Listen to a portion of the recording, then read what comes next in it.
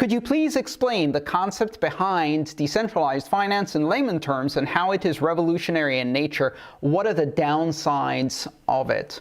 All right, so the basic concept of decentralized finance is to create all of these composable basic finance primitives that are implemented as smart contracts with some degree of decentralization. And one of the things we're going to be talking about today is what exactly does it mean to say some degree of decentralization?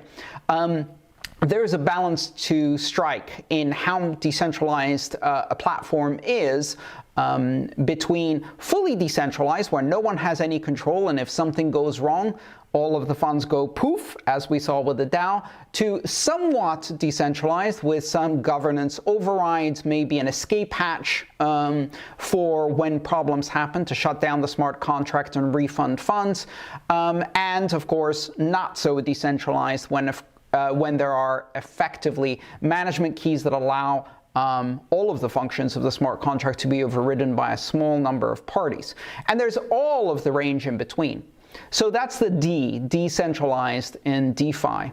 Of course, the Fi part means that this is primarily focused on financial products, and that means lending, investing, borrowing, of course, saving, implementing various forms of currency, tokens, non-fungible tokens, various forms of asset-backed tokens and things like that, crowdfunding and crowd raising or fundraising mechanisms such as what are they called? Token bonded curves. Yes, that's the fancy term used in the Ethereum space. And for the most part, we're talking about DeFi as a function that has come out of the development of Ethereum. But of course, DeFi isn't restricted to Ethereum, quite the opposite. DeFi is an entire industry. And the best way I like to describe DeFi is by contrast to CeFi.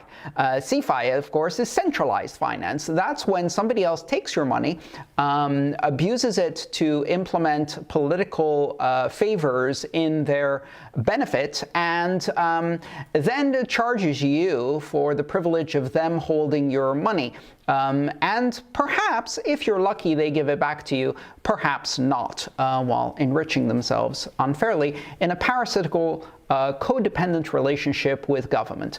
That's CeFi. So DeFi really can't fail unless it becomes CeFi, because CeFi is already an incredibly damaging parasitic system that plagues our planet. So DeFi is an approach that is primarily focused on decentralizing the power dynamic. That's the real key here. Who has power over money? And by decentralizing power over money, what opportunities does that give people to have better relationships with their money and not be exploited, as well as how does that increase access to financial services by disintermediating all the gatekeepers that prevent and limit access to financial services, effectively banking the unbanked or debanking all of us. If you enjoyed this video, please subscribe, like, and share. All my work is shared for free, so if you want to support it, join me on Patreon.